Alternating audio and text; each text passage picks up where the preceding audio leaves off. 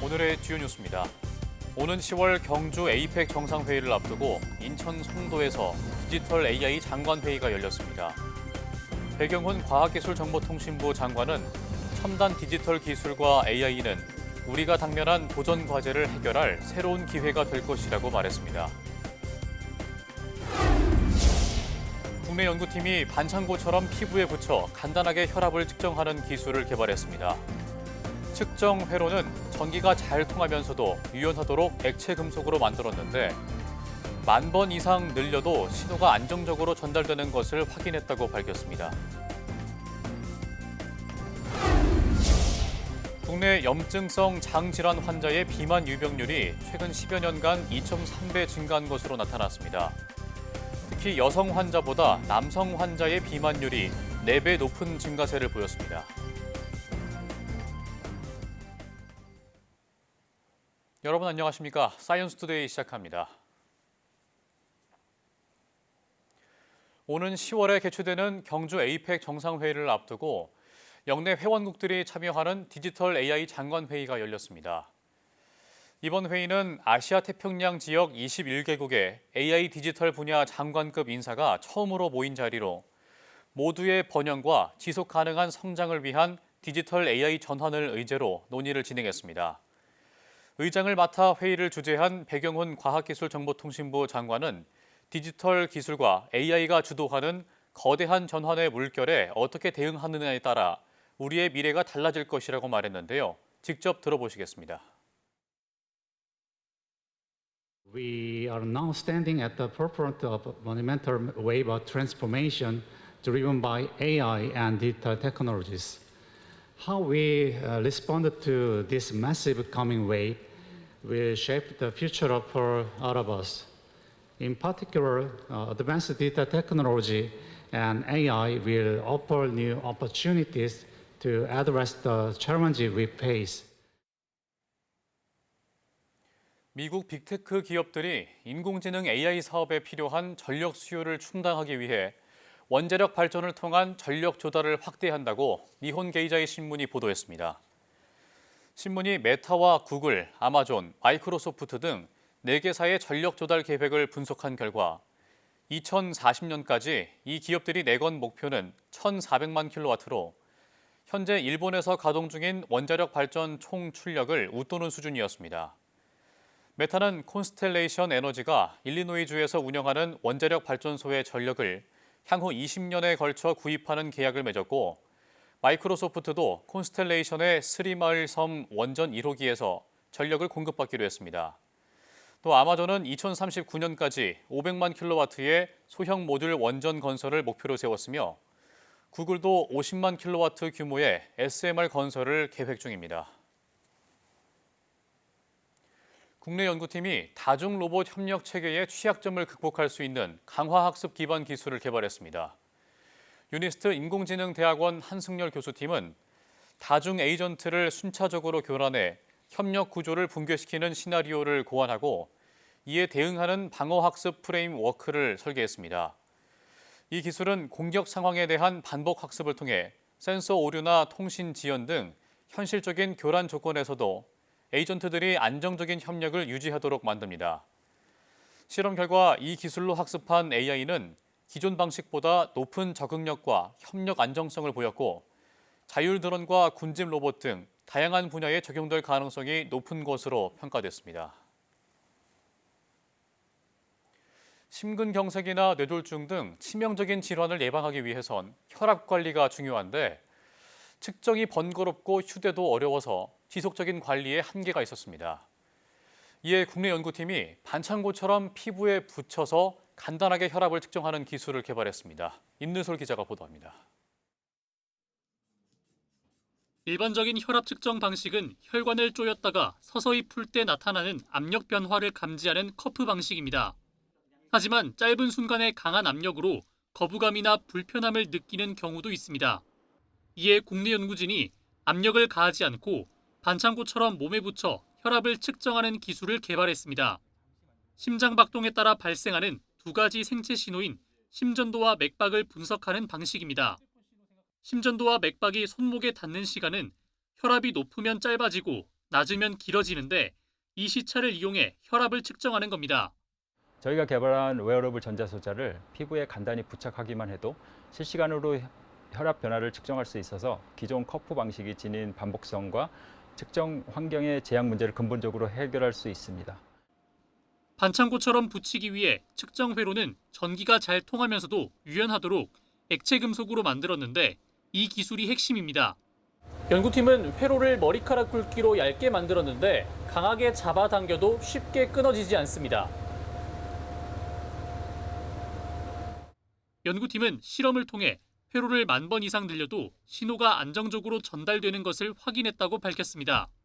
레이저 소결이라는 새로운 공정법을 도입을 해서 그거를 저희가 머리카락 두께로 굉장히 얇게 회로와 센서를 패터닝할 수 있는 기술을 개발했다는 점에서 핵심 요소가 있다고 보시면 될 것 같습니다. 연구팀은 측정한 혈압 데이터를 스마트폰 등에 무선으로 전송하고 분석 결과를 실시간으로 확인할 수 있도록 연구를 확대하고 있습니다. YTN 사이언스 임늘솔입니다. 국내 염증성 장질환 환자의 비만 유병률이 최근 10여 년간 2.3배 증가한 것으로 나타났습니다. 서울 아산병원 황성우, 김민규 교수 연구팀은 국내 염증성 장질환 환자 11,000여 명의 체질량 지수를 분석한 결과 전체 비만율이 2008년 13.1%에서 2021년 29.8%로 상승했다고 밝혔습니다. 성별로는 여성 환자의 비만율이 같은 기간 9.2%에서 15%로 5.8%포인트 늘었고 남성 환자는 15.1%에서 37.7%로 22.6%포인트 증가해 여성보다 약 4배 높은 증가세를 보였다고 설명했습니다. 연구팀은 이번 조사가 아시아 지역에서 가장 큰 규모의 염증성 장질환 환자 데이터를 기반으로 이루어졌다고 덧붙였습니다. 제주 해수욕장에 푸른 우산관 해파리가 등장하면서 피서객들의 우려가 커지고 있습니다. 여름철 불청객 해파리 대처법을 고재형 기자가 알려드립니다. 흰 동전처럼 생긴 해파리들이 해수욕장 앞바다에 군집을 이루고 있습니다. 아열대 지역에 주로 서식하는 푸른 우산관 해파리로 7, 8월에 제주와 남해안, 부산 등지에 출몰합니다. 그런데 올해는 다량의 난류가 유입되면서 제주 해역에 대량 이동한 것으로 추정됩니다. 해파리 촉수에는 약한 독성이 있기 때문에 쏘였을 경우 발진 또는 통증이 있을 수 있습니다. 따라서 맨손으로 만져서는 안 됩니다. 여름철 수온이 오르면서 독성 해파리 출현도 늘고 있습니다. 작은 불해관 해파리는 비닐봉지처럼 생겨 착각하기 쉽지만 쏘이면 매우 심한 통증을 유발합니다. 노무라 입깃 해파리는 어업은 물론 피서객에게도 피해를 줍니다. 여름철에 주의해야 될 대표적인 해파리는 노무라 입깃 해파리고요. 중국 쪽에서 해로 따라서 올라오는 해파리인데 이 해파리는 독성이 매우 강하기 때문에 조심하셔야 됩니다. 2달 동안 제주에서는 해파리 쏘임 사고 20여 건이 소방에 접수됐습니다. 해파리에 쏘였을 때는 즉시 물 밖으로 나와주시고 촉수가 보였을 때는 핀셋이나 카드로 긁어내시고 바닷물이나 생식염수로 충분히 세척해 주셔야 됩니다. 호흡곤란이나 전신 통증 등 증상이 심하면 즉시 의료진의 도움을 받아 병원에서 응급치료를 받아야 합니다. 해파리 쏘임을 예방하려면 물놀이 할 때 피부 노출을 최소화하고 해파리 출현 시에는 입수를 자제하는 것이 중요합니다. 사전 정보와 올바른 대처법만 알고 있어도 해파리 피해 없이 안전하게 피서를 즐길 수 있습니다. YTN 고재영입니다. 집이나 자동차에서 마시는 공기 속에 수천 개의 미세 플라스틱이 포함되어 있다는 연구 결과가 나왔습니다. 프랑스 툴루즈대 연구팀은 집과 자동차의 공기 중 미세 플라스틱 농도를 측정한 결과 매일 폐 깊숙이 침투할 수 있는 크기인 1에서 10 마이크로미터, 100만 분의 1미터 크기의 미세 플라스틱을 약 6만 8천 개 흡입한다고 밝혔습니다.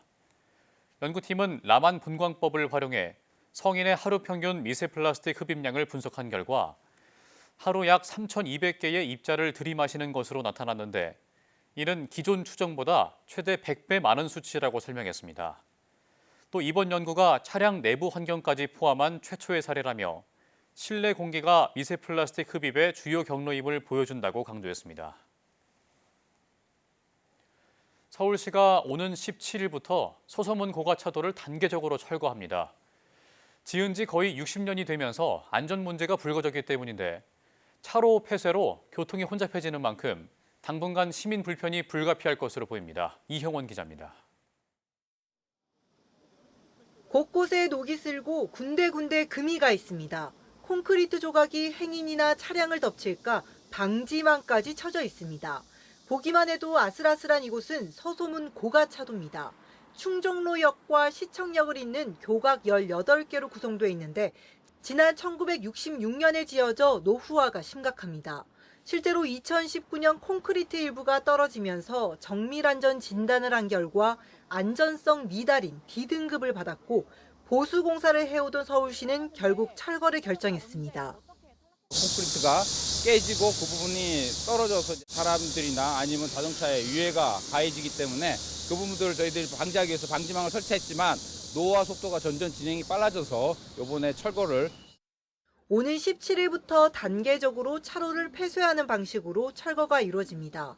하루 평균 차량 4만 대가 지나다닌 만큼 교통 혼잡을 최소화하기 위해서입니다. 서울시는 버스 노선을 우회시키는 등 여러 가지 조치를 강구하고 있지만 아마도 상당히 많이 막힐 것이 예상이 됩니다. 그런 만큼 시민 여러분들의 적극적인 협조가 필요합니다. 서울시는 일반 운전자들도 되도록 서소문로를 피해 사직로와 세문안로, 세종대로 등 주변 도로로 우회해달라고 당부했습니다.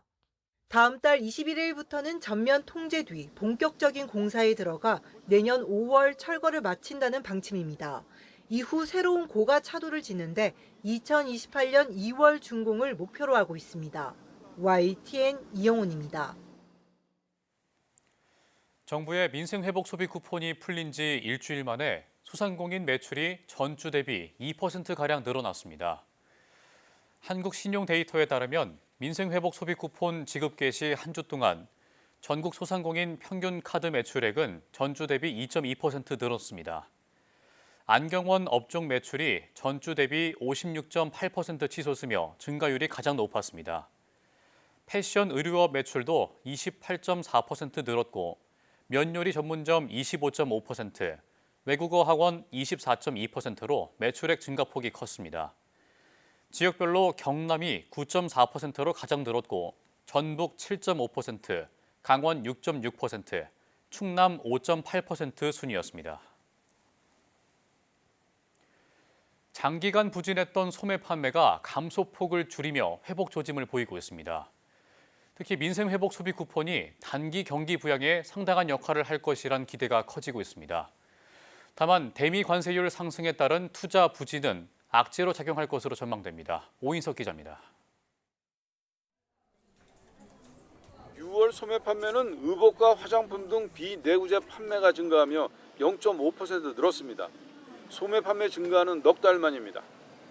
올해 2분기 소매 판매는 0.2% 줄었지만 3년 만에 감소폭이 가장 작았습니다.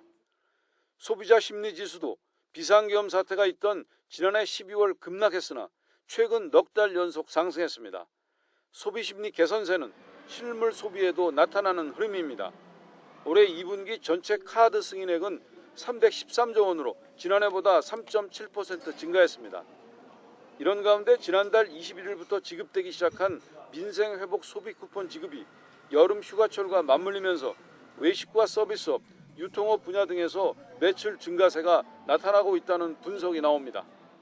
소비 쿠폰이 단기 경기 부양에 상당한 역할을 할 수 있다는 기대가 커지고 있습니다.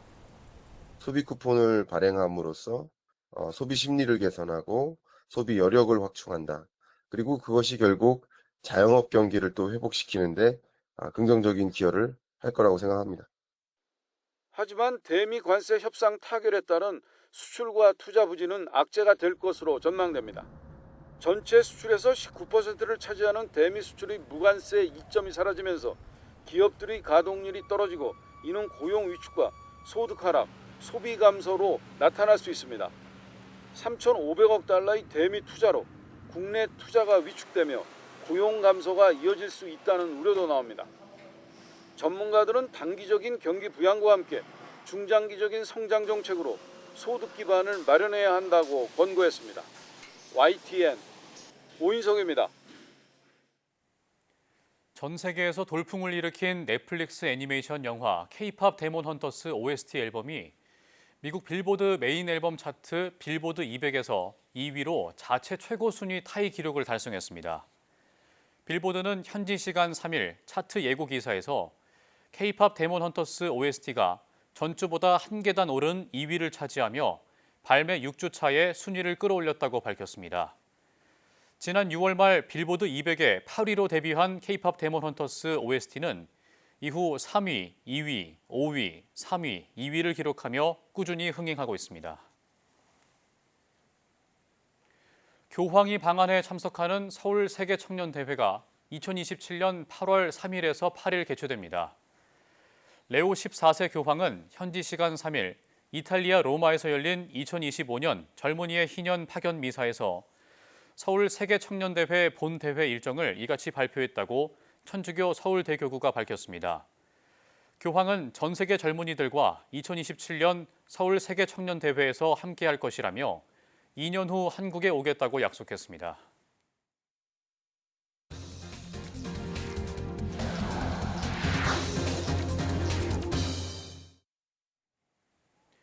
김정관 산업통상자원부 장관은 미국과의 관세 협상 결과 최악의 상황은 막았지만 전에 없는 관세로 수출 기업, 특히 중소기업 수익성 악화가 우려된다며 후속 대책을 마련하겠다고 강조했습니다.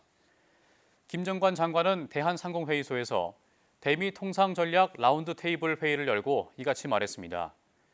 김 장관은 자동차에 대한 12.5% 관세 확보와 철강 관세 완화는 트럼프 대통령 앞에서까지 이야기했지만 업계의 기대에 못 미쳐 아쉽다며 전에 없는 15% 대미 관세는 수출 기업, 특히 중소기업 수익성 악화에 영향을 미칠 것으로 우려된다고 말했는데요. 직접 들어보시겠습니다. 최악의 상황을 막아내고 단기적인 수출 불확실성을 해소하였지만 전에 없던 15%의 관세는 미국 현지 기업 대비 대미 수출 기업, 특히 중소기업들의 수익성에 많은 영향을 미칠 것으로 우려합니다. 특히 자동차 관세 12.5% 확보와 철강 관세 완화 방안에 대해서는 정말 마지막 트럼프 앞에서까지 저희들이 이야기를 했었는데 업계의 기대에 미치지 못했던 점을 매우 아쉽게 생각을 합니다. 수출 애로 해소, 대체 시장 발굴, 세제 및 자금 지원 등 미 관세 대응 후속 계획을 업계와 긴밀히 소통하며 추진해 나가겠습니다. 그러나 무엇보다도 제가 이번 협상 과정에서 정말 뼈저리게 느꼈던 것은 어떠한 외풍이 닥쳐도 흔들리지 않도록 우리 산업의 근원적 경쟁력을 압도적으로 높여 나가야겠다는 것입니다. 한미 관세 협상이 극적 타결을 이뤘지만 안심할 상황은 아닙니다. 큰 틀만 잡은 만큼 이견이 보이는 곳도 있고 세부 실행 방안을 논의하면서 비관세 분야 등에서 압박이 있을 수 있기 때문입니다. 이종수 기자가 보도합니다. 이번에 위기를 잘 넘겼지만 앞으로는 또 언제 관세나 비관세 이쪽에 또 압박이 들어올지는 우리가 안심을 못하는 상황이라고 생각합니다. 정부협상 대표단이 말한 것처럼 한미 관세 협상은 넘어야 할 고비가 또 있습니다. 세부 실행 방안 합의가 이루어져야 하기 때문입니다. 한미 관세 협상 핵심 합의는 한국이 미국에 3,500억 달러 투자하고 1,000억 달러 구매 패키지를 제공하는 대신 미국은 한국에 대한 상호 관세와 자동차 관세를 25%에서 15%로 낮추는 것입니다. 한미 양국은 하지만 쟁점이던 농산물 디지털 분야 등의 비관세 장벽 이슈는 모호하게 남겨뒀습니다. 트럼프 행정부는 조만간 열릴 예정인 한미 정상회담 등에서 합의 이행 방안을 논의하며 비관세 장벽 문제 해소를 요구할 가능성이 큽니다. 한미 협상 비관세 쟁점으로 플랫폼 기업의 갑질을 규제하기 위한 한국의 온라인 플랫폼법 제정이나 국가안보가 달린 구글 정밀지도 반출 허용 여부, 미국 농축산물에 대한 추가 개방, 과일 채소류에 대한 검역 절차 완화 등 민감한 이슈가 적지 않습니다. 우리 정부는 악마는 디테일에 있다며 향후 미국과 세부 협상에서 적극적으로 대응할 것이란 원론적 입장을 강조하고 있습니다. 악마는 디테일이 있지만 그렇지만 저는 천사도 디테일에 있다 이런 생각을 가지고 한미 양국 간의 상호 윈윈할 수 있는 상호 회의적인 그런 경제 동맹으로까지. 여기에 한미 간에는 국방비 증액, 방위비 분담금, 주한미군의 대중국 역할과 같은 난제들도 남아있어 조만간 열릴 한미 정상회담이 분수령이 될 전망입니다. YTN 이종수입니다. 미 백악관은 오는 7일부터 부과할 예정인 상호 관세가 추가적인 협상을 통해 인하될 가능성은 거의 없다고 밝혔습니다. 관세 여파로 미국 내 고용시장 악화와 노동부 통계국장 해임, 물가 상승 등을 둘러싼 비판이 커지자 합당한 조치였다고 반박하고 나섰습니다. 워싱턴에서 신윤정 특파원의 보도입니다. 새 상호 관세율 발효를 사흘 남겨두고 미국은 협상을 통해 국가별 상호 관세율이 사실상 확정됐다고 밝혔습니다. 미 무역대표부 제이미슨 그리어 대표는 방송에 나와 아직 협상을 타결하지 못한 국가들의 경우 앞으로 며칠 안에 낮아질 것 같지 않다고 말했습니다. Depend on the level of the trade deficit or surplus we may have with the country. So these tariff rates are pretty much set. 다만 도널드 트럼프 미 대통령은 협상안과 관세율을 비교해 결정한다며 더 좋은 조건과 추가 양보를 제시하는 국가가 있다며 여지를 남겼습니다. 2대 교역국으로 관세율을 35%로 높인 캐나다와도 무역 조건 개선에 노력하고 있다고 덧붙였습니다. 캐나다 무역대표 역시 마크 카니 총리와 트럼프 미 대통령이 며칠 내에 대화할 거라고 말했습니다. 이런 상황에서 고용지표 악화와 트럼프의 고용부 담당국장 경질, 물가 상승 전망 등 관세 정책 여파가 커지자 적극 반박에도 나섰습니다. 미 노동부가 지난 5월과 6월 고용지표를 대폭 수정한 데 대해 신뢰성 문제를 지적하며 담당국장 해임 역시 대통령의 인사권이라고 엄호했습니다. The most important thing for people to know is that it's the president's highest priority that the data be trusted and that people get to the bottom of why these revisions are so unreliable. 트럼프 2기 행정부의 관세 전쟁으로 물가 수준이 1.8% 상승하는 효과로 인해 소비자에게 악영향을 미칠 것이라는 예일대 연구팀 분석도 당파적이라고 일축했습니다. 워싱턴에서 YTN 신윤정입니다. 정부가 한미 통상 협상 과정에서 활용한 마스카 모자를 공개했습니다. 산업부가 직접 AI를 활용해 디자인한 마스카 모자에는 미국 조선업을 다시 위대하게라는 문구와 함께 성조기와 태극기가 나란히 담겨 있습니다. 산업부는 골프와 빨간색 모자를 좋아하는 트럼프 미국 대통령의 취향에 맞춰 디자인을 정한 뒤 서울 동대문에 있는 업체를 찾아가 모자를 제작했다고 밝혔습니다. 수출입은행 해외경제연구소는 올해 3분기 수출이 지난해 같은 기간보다 3에서 4%가량 줄어든 1,670억 달러 수준이 될 것으로 전망했습니다. 수출입은행은 미국 관세 부과 등으로 경기 불확실성이 증대되고 상반기에 나타났던 재고 선주문 효과도 줄어들면서 하반기에는 관세 영향이 본격화할 것으로 예상했습니다. 이에 따라 올해 3분기 수출은 지난해 같은 기간에 비해 3에서 4% 감소한 1,670억에서 1,680억 달러 정도로 전망된다고 밝혔습니다.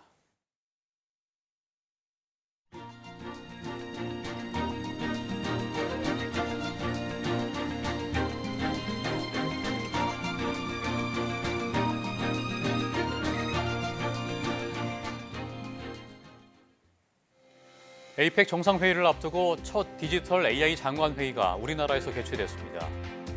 회의 주최국으로서 앞으로 첨단 디지털 기술과 AI 분야 생태계 조성을 위한 국제 협력을 이끌어 나가길 기대해 봅니다. 뉴스 마칩니다. 고맙습니다.